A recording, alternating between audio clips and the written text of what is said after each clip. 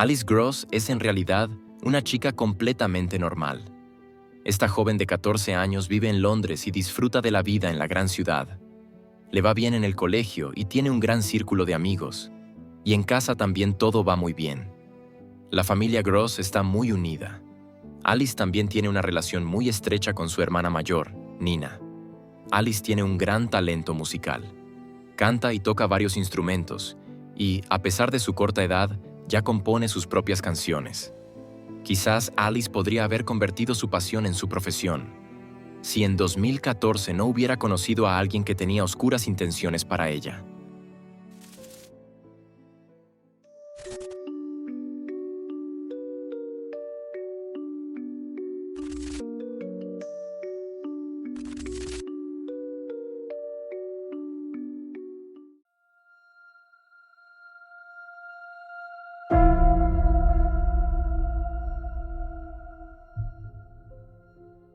A Alice le gusta dar largos paseos por la ciudad. A veces camina por Londres durante horas. Y eso es precisamente lo que tiene pensado hacer el 28 de agosto de 2014. Son las vacaciones de verano. Alice sale de la casa de su familia en Hanwell, Londres, alrededor de la 1 de la tarde. Le dice a su madre que volverá a casa a las 6 de la tarde como muy tarde. Alice camina por el Grand Union Canal, su ruta habitual para pasear. A las 3:45 de la tarde, las cámaras de vigilancia la captan en Brentford Lock, al borde del canal. A las 4:26 de la tarde, se la ve por última vez en Trumpers Way, junto al Grand Union Canal. Poco después, envía un mensaje a su padre. Le dice que está volviendo lentamente a casa y que llegará pronto. Pero nunca llega. Los padres de Alice reaccionan muy rápidamente, ya que la joven de 14 años suele ser muy responsable. Cuando no llega a casa a las 6 de la tarde, como había prometido, sus padres se dan cuenta inmediatamente de que algo va mal. Menos de una hora después, alrededor de las 7 de la tarde, ya han presentado una denuncia por desaparición. Al principio, las medidas tomadas son exhaustivas pero rutinarias. Alice tiene 14 años, conoce bien la zona y estaba de paseo por lugares concurridos del centro de Londres en un día festivo. Además, sus padres denunciaron su desaparición de inmediato. Por lo tanto, se supone que la niña será encontrada rápidamente. La policía metropolitana interroga a los amigos de Alice. Se registran los apartamentos y casas de las personas de su círculo, así como los parques de todo Londres. Y, por supuesto, la ruta que Alice suele recorrer en sus paseos. Pero nada de esto ayuda. Alice Gross sigue desaparecida. Y Alice tampoco vuelve a casa la noche del 28 al 29 de agosto. Se colocan carteles con la foto de Alice por todo el oeste de Londres. Aunque la familia de Alice está abrumada por la preocupación, sus padres y hermanas idean una campaña especial para llamar la atención sobre su desaparición. Cuelgan cintas amarillas en los árboles, las señales de tráfico y los puntos de referencia de Ealing. Pronto, la gente de Ealing lleva camisetas amarillas con el hashtag número Find Alice impreso. Esto llama la atención de todo el mundo, por supuesto, y garantiza que todos los principales medios de comunicación británicos informen sobre la desaparición de la joven. Pronto, casi todo el mundo conoce la foto de Alice Gross. Y eso, por supuesto, es esencial en una investigación de personas desaparecidas. La policía también se ocupa del caso con más de 600 buscadores. Es una de las mayores operaciones de búsqueda jamás realizadas en Londres. Pero pasan los días antes de que se encuentren las primeras pistas, y estas pistas disminuirán en gran medida las esperanzas de la familia.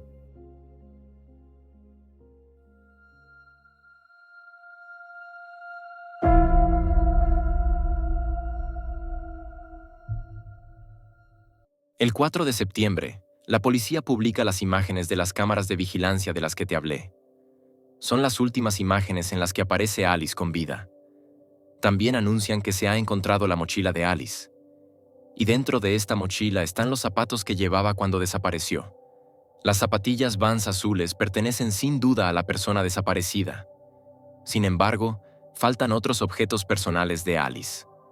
Entre ellos, su iPhone. Y eso, por supuesto, sería muy interesante y ayudaría a la policía. La mochila se encuentra cerca del Hospital Ealing. Esta clínica tiene su propia sala para delincuentes sexuales. El hallazgo de la mochila en las inmediaciones del hospital sitúa al Hospital Ealing en el centro de la investigación. Todo esto, naturalmente, alimenta terribles temores. Al igual que los acontecimientos de los días siguientes, el 6 de septiembre se produce una detención. Un hombre de 25 años es detenido en Ealing. Es sospechoso de haber asesinado a Alice Gross. Por el momento no hay más información disponible. En su lugar, la policía busca a varios testigos con la ayuda de fotografías. Las cámaras de vigilancia captaron a unos ciclistas en el lugar donde se vio por última vez a Alice. Es posible que hayan observado algo importante. Más tarde se conocen más detalles sobre el sospechoso de 25 años. Fue detenido gracias a una pista proporcionada por un ciudadano. Según esta pista, se dice que tenía una pala, grandes bolsas de basura y cuerdas en el maletero de su coche en la época de la desaparición de Alice. Se trata de objetos que, presumiblemente, podrían utilizarse para deshacerse de un cadáver. Al ser interrogado, el sospechoso se niega a comentar por qué tenía estos objetos en su coche. Un día después, el 7 de septiembre, se detuvo a un segundo hombre. Tiene 51 años y también es sospechoso de haber matado a Alice Gross. La policía destaca que las dos detenciones se realizaron de forma independiente. Esto significa que el sospechoso de 51 años no fue incriminado por el hombre detenido anteriormente. Mientras tanto, la búsqueda sigue centrándose en la zona alrededor del Grand Union Canal. El canal está siendo rastreado por buzos y se están utilizando perros rastreadores en las orillas. Dado que el agua del canal es turbia, la búsqueda es un trabajo minucioso. Los buzos tienen que palpar centímetro a centímetro con las manos, ya que no se ve nada en el agua turbia. El 8 de septiembre, ambos sospechosos son puestos en libertad tras un exhaustivo interrogatorio. Las sospechas contra ellos no pudieron ser corroboradas. Nunca se revelará al público por qué se sospechó del segundo hombre y qué se descubrió exactamente durante los interrogatorios de los dos.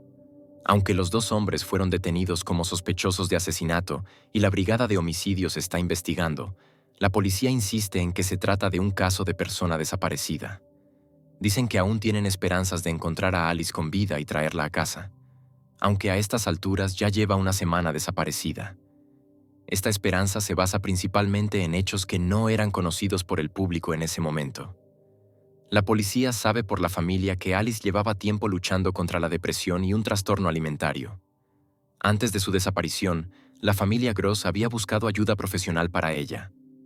Por lo tanto, es posible que Alice quisiera escapar de estos problemas huyendo. Por eso, los padres y la hermana de Alice, Nina, dirigen repetidamente mensajes personales a la joven desaparecida en las entrevistas. Alice, we love you, we miss you, we're desperate for you to be home again. We miss you as a daughter, and Nina misses you as a sister. We want our family to be whole again. We miss everything about you, and we just want you to know how much we want you with us, because home is where you belong.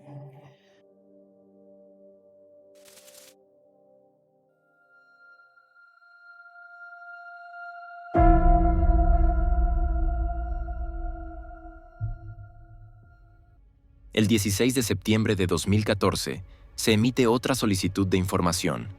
En ese momento, Alice lleva desaparecida más de 2 semanas. Se busca a un trabajador de la construcción de 41 años llamado Annis Salkans. Es originario de Letonia, pero vive con su pareja y su hija de 1 año en Ealing, Londres. La policía se interesa por él porque desapareció poco después de la desaparición de Alice, el 3 de septiembre. Y porque su trayecto al trabajo le lleva por la ruta que seguía Alice. 2 días después, Salkans es nombrado oficialmente sospechoso.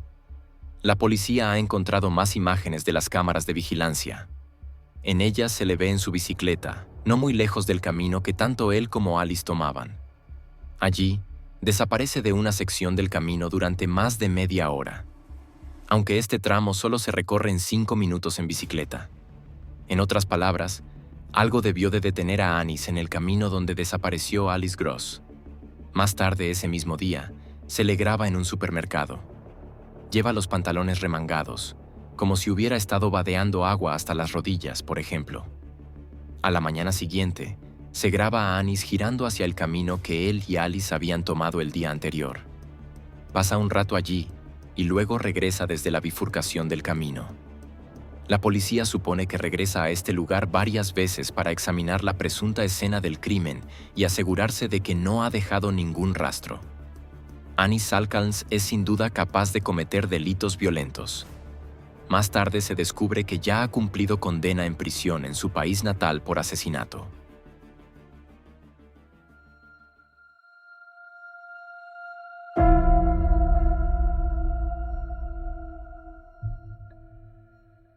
Rudite Salcalns tenía solo 22 años cuando fue asesinada por su entonces marido, Anis. Cuando se conocieron, Anis parecía ser una pareja cariñosa y atenta. Le demostraba mucho afecto a Rudite y la colmaba de regalos. La pareja tuvo una hija en 1995 y se casó. Sin embargo, la relación comenzó a deteriorarse, en parte porque Anis tenía una aventura con otra mujer. En 1996, una discusión entre ambos se intensificó. Durante la discusión, Anis amenazó a su esposa con una pistola. Se produjo un disparo que alcanzó a la joven en el estómago. Anis afirma entonces que Rudite fue disparada por una banda de moteros. Pero Rudite se confiesa a su madre y le cuenta cómo realmente recibió la herida de bala, es decir, de su propio marido. Ella se niega a denunciar a su marido a la policía, presumiblemente por miedo. En marzo de 1997, Anis atrae a Rudite a un bosque. Allí, la golpea en la cabeza con un palo de andamio y luego la apuñala. A continuación, entierra el cuerpo de la joven. Más tarde, admite haber cavado la tumba de antemano. Así que planeó el asesinato. Anis afirma inicialmente a la policía letona que Rudite ha desaparecido sin dejar rastro. Sin embargo, la policía investiga minuciosamente y encuentra el diario de Rudite. Las entradas son motivo suficiente para sospechar de Anis como autor del asesinato. En julio de 1997, se encuentra el cadáver de Rudite en el bosque. Al año siguiente, Anis es acusado de su asesinato y condenado. Tras cumplir 7 años de su condena, es puesto en libertad a principios de 2005. Se casa con otra mujer. Su hija Elvira, fruto de su matrimonio con Rudite, se entera de ello. Advierte a la mujer sobre su padre. En 2007, se traslada a Inglaterra. Allí trabaja como obrero de la construcción, se vuelve a casar y tiene una hija. Además, en sus antecedentes británicos no hay absolutamente ningún indicio de que sea un asesino convicto. Y eso, por supuesto, es un grave error burocrático. La condena letona no figura en sus antecedentes penales británicos. Como resultado, se considera que no tiene antecedentes penales en su nuevo país de residencia. En 2009, Anis Salcalns es sospechoso de abusar de una niña de 14 años en Londres, Ealing. Sin embargo, el caso se archiva porque la víctima no puede aportar pruebas suficientes para respaldar su acusación. Si los antecedentes de Anis hubieran indicado que había asesinado anteriormente a una mujer, es posible que el proceso hubiera continuado. Se trata de una mera especulación, pero es difícil imaginar que una condena por asesinato no hubiera influido en la investigación.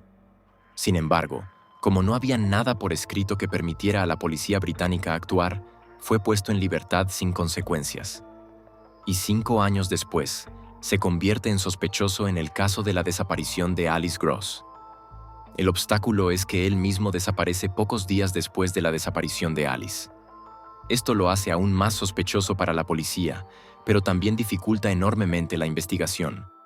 Mientras Anis sigue desaparecido, su apartamento en Ealing es examinado por investigadores forenses.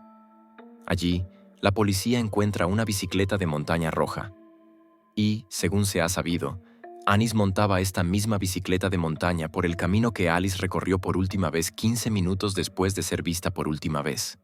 Por lo tanto, se cree que Anis Salcalns fue uno de los ciclistas a los que inicialmente se pidió que se presentaran como testigos. Al parecer, no lo hizo, ya que lleva completamente desaparecido desde el 3 de septiembre. Anis se había mudado recientemente a Londres, Ealing. Antes vivía en el distrito de Hanwell, al igual que Alice. La policía también registra su antigua dirección en Hanwell y se incauta de otra bicicleta. La policía británica comienza a colaborar estrechamente con los investigadores de Letonia. Solicitan acceso al expediente penal sobre el asesinato de la esposa de Anis, con la esperanza de obtener una imagen más precisa del hombre. Además, la búsqueda de Anis se extiende a otros países europeos. Y después de más de un mes de esperanza, la familia Gross se enfrenta a una triste certeza.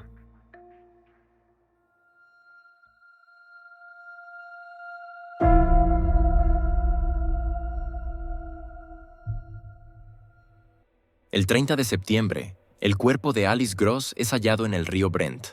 Su cuerpo estaba envuelto en una gran bolsa de plástico. Solo llevaba puesto un calcetín y estaba atada. La bolsa de plástico estaba atada a una rueda, que se había lastrado con piedras para evitar que flotara en la superficie. La persona que depositó allí su cuerpo se esmeró en ocultarlo. Incluso colocó troncos de árbol sobre el cuerpo en el lecho del río para ocultar la rueda y la bolsa que contenía el cadáver de la forma más eficaz posible. La autopsia determinó que la causa de la muerte fue asfixia. Probablemente fue causada por una persona mucho más pesada que Alice que la aplastó, por ejemplo, tumbándose encima de ella. Se encuentran colillas con el ADN de Anis cerca del lugar donde se encontró el cuerpo. Su ADN también se encuentra en las zapatillas Vans azules de Alice, que se encontraron en su mochila, así como en la zona genital de Alice. Anis Salkans sigue desaparecido y, por lo tanto, no puede comentar las acusaciones en su contra. A pesar de su ausencia, las pruebas en su contra siguen aumentando. El iPhone de Alice, que sigue desaparecido, se encuentra debajo de la terraza de su apartamento. Y la única explicación para este hallazgo es, por supuesto, que Anis se llevó el teléfono. El 4 de octubre de 2014, Anis Salkans es finalmente encontrado. Pero ya está muerto. Su cuerpo es hallado en un lugar apartado de una zona boscosa en Boston Manor Park. Se ahorcó de un árbol, probablemente hacía un mes. Muy poco después de su desaparición y de la búsqueda de Alice, que tuvo gran repercusión mediática. Si hubiera seguido vivo y lo hubieran encontrado, Anis Salkans habría sido acusado del asesinato de Alice Gross. Lo evitó quitándose la vida. Esto puede interpretarse como una admisión de culpa. Pero el presunto asesino se llevó a la tumba los secretos que rodeaban la muerte de Alice. Tras el asesinato de Alice, su familia creó una fundación en su memoria, el Alice Gross Youth Music Memorial Fund. La fundación proporciona a los niños de entornos socialmente desfavorecidos acceso a la educación musical. La propia Alice soñaba con convertirse algún día en música. Su cruel asesinato le robó ese sueño. La familia Gross espera que la fundación pueda ahora transmitir el sueño de Alice a otros, y que Alice pueda seguir viva en los sueños y composiciones de otros. Con esto, llegamos al final del vídeo de hoy. Una vez más, un caso que podemos dar por resuelto. No dudéis en escribir vuestras opiniones debajo del vídeo, porque vuestros comentarios son la forma de feedback más importante para mí. Y, por supuesto, me encantaría que le dierais al me gusta y os suscribierais a Insólito. Aparte de eso, no hay mucho más que decir. Muchas gracias por ver el vídeo y por todo vuestro apoyo. Os deseo un buen día, tarde o noche, dependiendo de cuándo veáis el video. Espero volver a veros en el próximo video. Hasta entonces, adiós a todos.